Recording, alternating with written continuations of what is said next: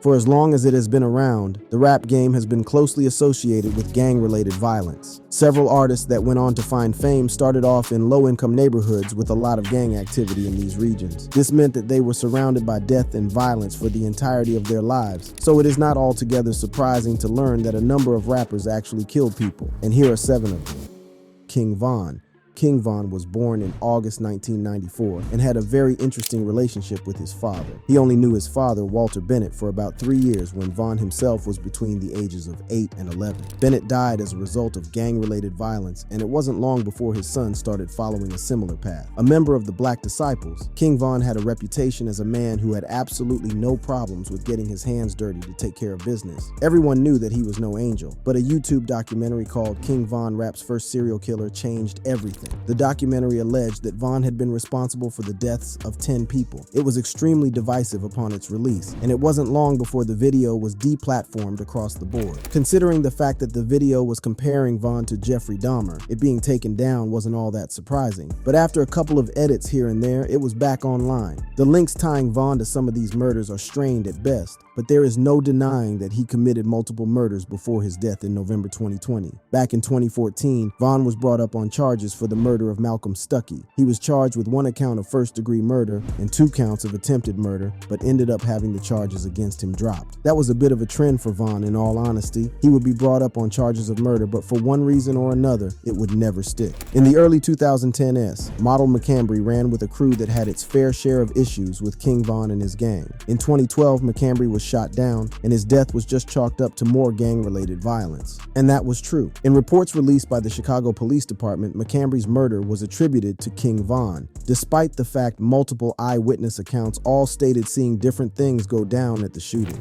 Perhaps the most infamous of all the killings, though, was the murder of Gakira Barnes, who was just 17 years old at the time of her death in April 2014. Barnes had been a member of the Gangster Disciples and was linked to the murders of at least 9 people herself. Von and Barnes had deeper links tying them both together, but I'm not going to get into that for this video. Anyway, the Chicago Department released documentation stating that Von was responsible for the murder, but he got away with it once more because of inconsistencies in the witnesses' statements and a lack of overall evidence. Von was undeniably involved in more murders as well. He didn't just have the makings of a truly dangerous killer, but he reportedly orchestrated hits as well. In the wake of his death, his record label released a statement saying, "We are devastated by the untimely passing of King Von. He was a loving father, dedicated member of his community, and an amazing talent that just started to scratch the surface of his boundless potential." Von overcame incredibly challenging circumstances as a young man, but never lost sight of what it meant to give back and uplift his community, O Block. We are fortunate to have witnessed his growth and evolution, but know he had so much more to give to the world. The Empire family offers our condolences to his family, friends, team, and fans during this very difficult time. He may have made an impression on people as an artist, but today he is more widely remembered for the murders he committed, especially thanks to the documentary, and it doesn't seem like that is going to change anytime soon. King Von's entire life centered around gang activity, and it was these relationships that ultimately played a major role in him killing multiple people over the years. DaBaby. There was a time when DaBaby featured on pretty much every track that topped Billboard lists, but his downfall began in 2021. The crazy thing is, it had nothing to do with him killing someone. I'll just get to that in a minute, but it had everything to do with homophobic comments he made at a live gig in July 2021. DaBaby was performing at the Rolling Loud Festival in Florida when he randomly launched into an intensely homophobic tirade that also included a lot of wrong information about HIV/AIDS. He said, "If you didn't show up today with HIV/AIDS or any of them deadly sexually transmitted diseases that'll make you die in 2 to 3 weeks, then put your cell phone lighter up." Ladies, if your smell like water, put your cell phone lighter up. Fellas, if you ain't sucking in the parking lot, put your cell phone lighter up. To make matters worse, DaBaby thought it would be a good decision to double down on his comments in the face of widespread criticism, saying, "What me and my fans do at the live show, it don't concern you and the internet, or you bitter on the internet. It's not your business. What I do at a live show is for the audience at the live show. It'll never translate correctly to someone looking a little 5-6 second clip from their goddamn crib on their phone. It just don't work like that." As expected, this comment just made things even worse. He did eventually end up apologizing, but then he deleted it from his social media, making people mad at him all over again. Anyway, DaBaby was dropped from a bunch of events and lineups, and his career has not been the same ever since. Now that that's out of the way, let's double back for a bit. In 2015, DaBaby DaBaby dropped his first mixtape titled Nonfiction back when he called himself Baby Jesus. He spent the next few years focused on dropping mixtapes, building himself up in the industry. Things began looking up when he joined up with a big-time radio promoter, who eventually helped him land a 7-figure deal with a major records label. But while things were going well for him professionally, DaBaby caused a lot of trouble in his personal life. Situation and investigation still very active at this hour. This all happening at the Walmart Supercenter store on Brighton Town Center. No one has been charged in last night's deadly shooting that happened inside the Walmart in Huntersville. In November 2018, the rapper killed a 19-year-old man at a Walmart in North Carolina. DaBaby claimed that he was acting in self-defense. He even took to YouTube to talk about what went down, saying, "Daughter could have got hit, son could have got hit, and me. Lawyers telling me not to say nothing. But 2 people walk down on you and your whole family, threatening y'all, whip out a gun on y'all. Let me see what y'all going to do." DaBaby got a little lucky though, because a key witness was unavailable, which meant he could not be prosecuted for the murder. Instead, he pleaded down to a misdemeanor charge of carrying a concealed weapon, which meant he got off relatively easy. That wasn't the only trouble he had though. 2020 was an eventful year for the rapper in the worst way possible. He started off the year by getting questioned about a robbery in Miami before getting arrested because of an arrest warrant out for him in Texas. He only ended up spending a couple of days in prison. If that wasn't enough, he slapped a woman at a performance, which got him a lot of heat from the crowd, and his online statement didn't really do much to endear him to anyone either. Taking to Instagram, he said, "I couldn't see you because you got the flash this close to me, which is okay, it's no problem. A lot of people did. They didn't put it as close as you put it, but a lot of people had flash on me, and that's okay. That's what I signed up for. But I do apologize that there was a female on the other end. I think by this time you know it's a well-known fact that male or female, I would have responded the same exact way." It is pretty interesting to note that slapping a fan, getting arrested, and murdering a person at a Walmart did not do as much damage to his career as his homophobic remarks. It probably has to do with the fact that he was a much bigger star when he made those comments, but considering his track record, it was not all that surprising. YNW Melly. Jamel Maurice Demons is better known to fans as YNW Melly. Even people who have never listened to his music have probably heard of him though, because he is on trial for 2 counts of premeditated murder, facing life in prison without the possibility of parole or even the death penalty. The 24-year-old rapper could very well be facing a premature end to his career. I am going to approach this a little differently, splitting up this story into 2 sections. The first bit will focus on what went down between Melly and his victims, and the second will be about what has come out over the course of his trial. All right, let's get into it. Back in October 2018, Melly was hanging out at a music studio with his friends. Cortland Henry, also known as YNW Bortland Anthony Williams, alias YNW Sack Chaser, and Christopher Thomas Jr., also known as YNW Juvie. But things took a dark turn over the course of the night. In the early hours of October 26th, YNW Bortland pulled up at a local hospital with Sack Chaser and Juvie bleeding as a result of an alleged drive-by shooting. By the time they reached the hospital, it was too late. A hospital spokesperson said they arrived with multiple gunshot wounds. They were dead already. Understandably, Melly took the deaths of Juvie and Sack Chaser hard. He took to his Instagram the next day, paying respect to his friends and calling out the alleged shooters. "They took my brothers from me over jealousy. I know y'all watching over me." What was a heartbreaking situation quickly turned sinister though, because just 3 months later, forensic evidence revealed that Melly and Bortland had staged the drive-by and were behind the killings, with Melly believed to be the shooter. By the time Melly and Bortland were behind bars, a grand jury had already indicted both men. They were charged with 2 counts of first-degree murder, and Bortland was also charged with 2 counts of accessory after the fact. Melly's trial did not get underway until June 2023, and a lot went down in the 4.5 years he was behind bars. Firstly, Florida prosecutors put the death penalty on the table. There was a lot of drama surrounding this, with it being taken off the table and being put back on. But as things stand, the death penalty is a very real possibility. Secondly, Melly would get COVID-19 in April 2020 and request a judge to be placed on house arrest. His request was denied, but in an interesting turn of events, his co-defendant, YNW Bortland, was granted house arrest.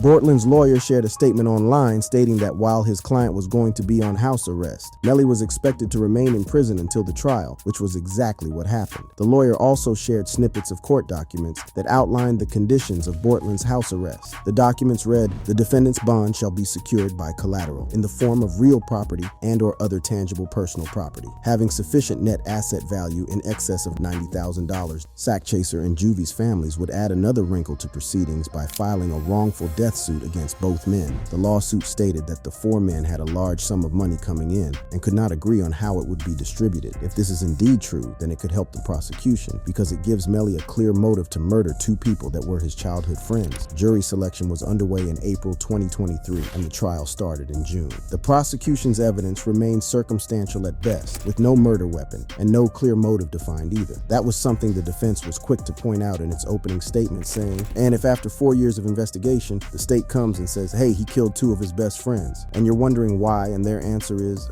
I don't know. That's the first indication that they're just guessing and don't know what they're talking about. And that, ladies and gentlemen, is by itself reasonable doubt. But despite Melly's phone signal proving he was with the victims 15 minutes before they were brought to the hospital, a hostile witness taking the stand, and a motion for mistrial being thrown out, the focus of the trial remains on Melly's odd, almost psychopathic behavior. On the third day of the trial, Melly was recorded closing his eyes in prayer, muttering to himself, and then blowing a kiss to the seated gallery. According to YNW Juvie's mother, Melly did that more than once. While speaking with NBC Miami, she said, he did it a couple times. That wasn't his first time. I walked out because I don't. What you praying for? You sitting there like you ain't got no remorse. Like every time I walk in, you smiling. This ain't the time for that. This is sad. This case is serious. That is just one example of Melly's strange behavior. He has been seen joking around with his lawyer like they were just hanging out in a cafe. Video footage even captured him wandering off towards a door clearly labeled restricted area before being told to sit back down by security. Somehow there's more. Melly was seen mouthing something to someone in the gallery repeatedly while becoming increasingly agitated before turning to his lawyer. It has all been immensely bizarre behavior that has not gone unnoticed on social media. But while everyone is talking about that, do not let it distract from the fact that Melly could have murdered two of his childhood friends in cold blood. Gucci Mane. Gucci Mane is one of the biggest names on the list. Today, fans know him as a music mogul and one of the most recognizable faces in the business. But like countless other artists that made it big, Mane's past is riddled with run-ins with the law and a bunch of other legal troubles. But there are a couple of instances in particular that really stand out. The first instance dates all the way back to 2005. Just days before he dropped his first album, Mane got arrested in connection with a shootout that went down on the 10th of May. Mane was at a friend's house when he was jumped by multiple men, but the rapper was able to get some shots off and killed one of them. Days later, the body of Henry Clark was found behind a local middle school. Clark, also known as Pookie Lock, was one of the men behind the attack. This attack wasn't random. Lock was a known associate of Young Jeezy, who had a ton of beef with Gucci Mane at that time. So right now, I want to take a bit and take a look at just why both artists started beefing and how issues between them escalated. In the late 90s and early 2000s, Jeezy, Mane, and T.I. were the faces of a changing sound, leading the rise of trap as a subgenre of hip-hop. A lot of you might not know that the term trap comes from trap house, the phrase used in Atlanta to describe houses that were used to exclusively sell drugs. T.I. in particular was extremely influential in the rise of this sound, coining the term with his 2003 album, Trap Music. A couple of years later, Mane released his first independent album, Trap House, which featured a track called Icy. That song would be responsible for a long-standing rift between Mane and Jeezy, as they both disputed whom the song belonged to first. Icy dropped a month before Trap House did as the lead single, so it was definitely a really important track to the album overall. When Mane was attacked and he killed Pookie Lock, Icy had already been out for a few weeks, which means Jeezy and Mane had already begun beefing. Anyway, Mane was arrested for the murder of Lock, but was ultimately let go because there wasn't enough evidence to hold or convict him. Mane wasn't going to take the attack lying down, as he would diss Pookie Lock in several tracks. But ultimately, both men would resolve their differences years later in 2020 by performing the song that started it all together. But before that, both men had faced off at a versus battle where Mane pulled no punches, pulling on some lyrics from his 2012 song The Truth. He rapped, "Go dig your partner up, bet he can't say sh." The song was controversial when it came out, and this lyric was just as controversial when Mane brought it back for the versus battle. Regardless, both men were able to ultimately bury the hatchet and bring an end to their 15-year-long feud. There's also an insane urban myth out there that Mane killed his prison cellmate after he tried to assault him, but that is complete nonsense. As far as we know, the only man Mane killed was Pookie Lock, and that was in self-defense. Tay K.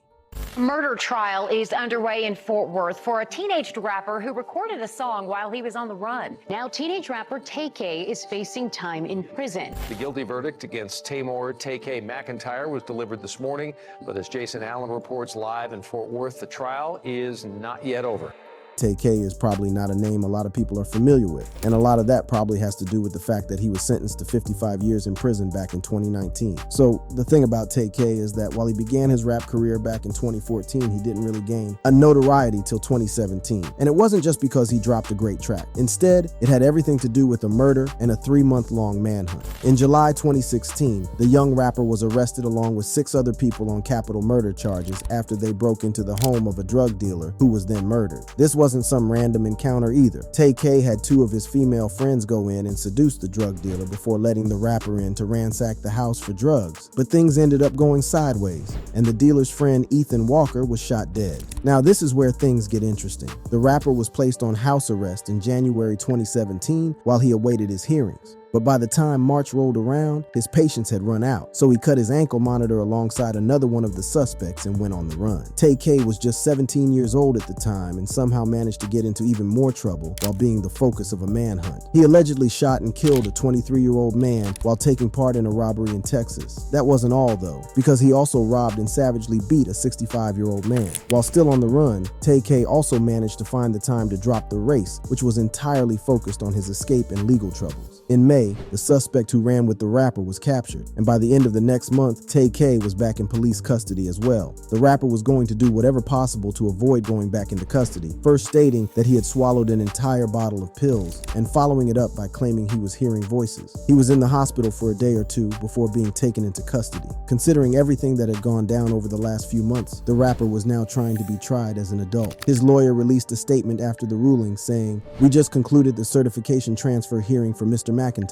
The judge has ruled that his case should be moved to adult court case based on his age and the fact that the juvenile court will lack jurisdiction soon." The judge was very clear to tell Mr. McIntyre on the record that this decision had no bearing whatsoever of his guilt/innocence in this case. Over the course of 2018, things started looking grim for the young rapper as each of his of-age accomplices went to prison for a considerable amount of time. Tay-K was finally brought to trial on July 15th, 2019, where he pleaded guilty to 2 counts of aggravated robbery, but just 4 days later, the jury found him guilty of murder and an additional count of aggravated robbery as well. The rapper's infamous song, "The Race," came back to haunt him at the time of his sentencing because the U.S. Marshal Service presented the song as evidence. Considering the fact that the song chronicled Tay-K's time on the run and his legal issues, this made a lot of sense. On July 23rd, he was officially given 55 years for murder, 30 years for 1 count of aggravated robbery, and an additional 26 years for the 2 remaining counts of aggravated robbery.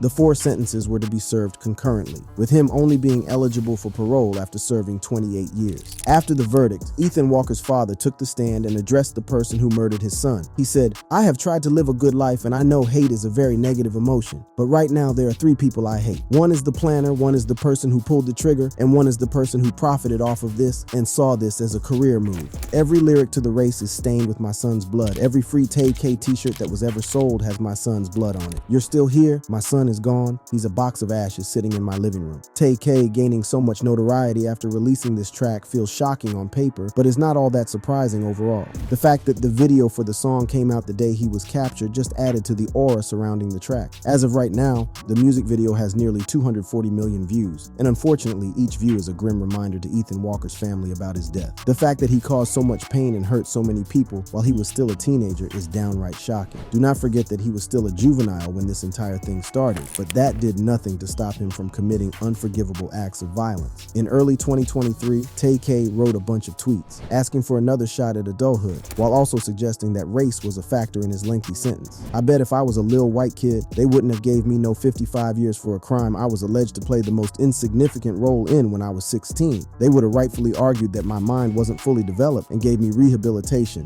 and a second first chance at adulthood." Nothing has come of those tweets yet. There are no changes in his situation. Tay-K will be in prison till about 2047 before he will be eligible for parole. NBA YoungBoy. There are very few rappers who have managed to have as many successful projects as NBA YoungBoy, while still having multiple run-ins with the law that included a fair amount of time in prison. YoungBoy rose to prominence by dropping a bunch of mixtapes between 2015 and 2017 before signing a 5-album contract with Atlantic Records in late 2017. Since that time, YoungBoy has released 6 studio albums as he has built a pretty big following for himself. But his entire career has also been associated with several run-ins with the law, ranging from assault and battery, shootings, drug charges, and multiple firearm charges. The worst of all these charges, though, is undoubtedly attempted murder. In November 2016, U.S. Marshals arrested Youngboy before a gig because he allegedly hopped out of a car and opened fire on a group of people in South Baton Rouge.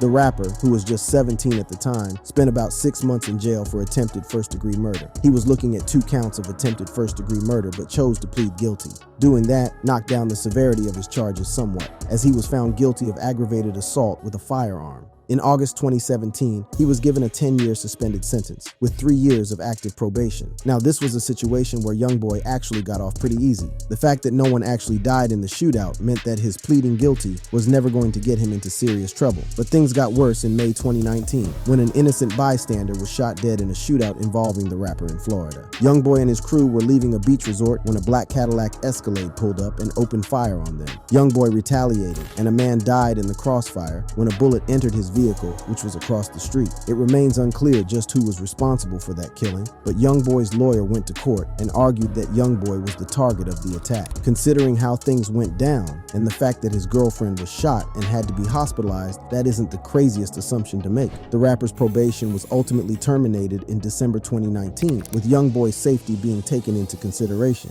It didn't stick long though, as he was given a year's probation for the assault of his unassuming girlfriend. Judge Bonnie Jackson chose to end the probation, and the rapper had only good things to say about her. He stated, "Judge Jackson was a blessing. She saved me. She gave me opportunity after opportunity. She really helped me grow. She helped me get to this point, to be honest, because it would have been all over. But it's all good though. I thank her." Despite all the good things he had to say about the judge and how she's aided him, the rapper has continued to have legal issues almost on a yearly basis. It is very much possible that it wasn't Youngboy's stray bullet that killed the bystander, but the fact of the matter is that the rapper has built a reputation on the back of beefing with multiple people, and it is likely that the attempted drive-by was a consequence of his own actions. Over the years, Youngboy has beefed with rappers like King Von, Lil Durk, and Gucci Mane, just to name a few, each of whom is no stranger to violence themselves. These beefs take on a more sinister tone, though if the rumors in the rap scene are to be believed. Though these claims have never been confirmed, it is believed that Youngboy has played a role in the deaths of a handful of rappers over the years. The list of names includes artists who remain relatively unknown like Jada Youngin and BBG Boozilla, to more well-known names like King Von. Again, these are nothing more than rumors at this point, but when you take a moment and really look at Youngboy's repeated legal troubles over the years, these rumors become enough to make you stop and really think.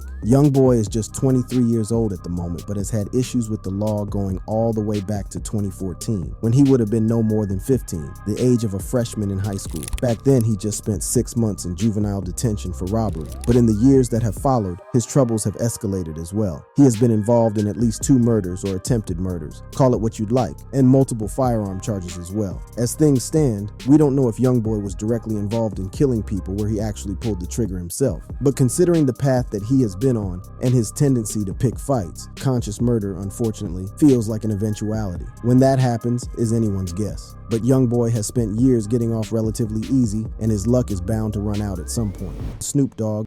Today, most younger rap fans know Snoop Dogg because of his show with Martha Stewart or his random appearances in pro wrestling companies. But things were way different back in the 90s because Snoop ran with a dangerous crowd and was no stranger to getting into trouble with law enforcement. The early 90s were huge for the rapper because not only did he sign with Death Row Records, but his work on Dr. Dre's The Chronic made him one of the most exciting names in the industry. All that exposure and momentum meant that Snoop decided to record his debut studio album, Doggy Style, in 1993.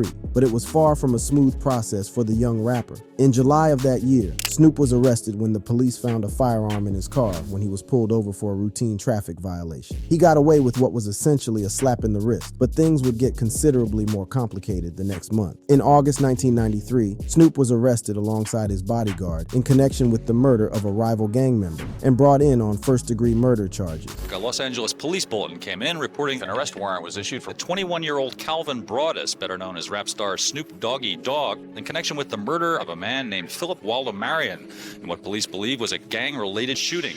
Snoop's bodyguard, McKinley Lee Jr., was the man who pulled the trigger while the rapper was behind the wheel. Snoop and Lee's entire defense rested on the fact that the rival gang member had been stalking Snoop and that they had acted in self-defense. According to McKinley, Snoop had been engaged in a heated argument with multiple gang members, but they were able to defuse the situation and drive off towards the studio to continue working on Doggy Style. That was when McKinley noticed Philip Little Smooth Woldemariam, a well-known gangbanger who began to reach for his gun. That was when McKinley acted. While talking about the shooting in an interview, he said, "When I saw him start to reach, that's when I took my gun and I fired. There was like a little incline. My hope was I wanted to hit him in the lower part of his body. So as I'm aiming, he's turning. And as I'm aiming here, I fired. When he was turning, he got hit in the hip and in the shoulder blade. Unfortunately, the one that went through his hip went through him and his shoulder. He takes off and he runs. We find out that when he ran, he dropped about 50 yards or 75 yards away, and that's unfortunately when he died." Heading into 1996, the trial was nearing its end. Snoop had pulled out the big guns, hiring Johnny Cochran as his lawyer. That's right, the same Johnny Cochran who also represented O.J. Simpson. In February of that year, both Snoop Dogg and his bodyguard were acquitted of first and second-degree murder charges. The jury was deadlocked when it came to a manslaughter charge, but they were unable to reach a unanimous verdict, which meant that both men were in the clear.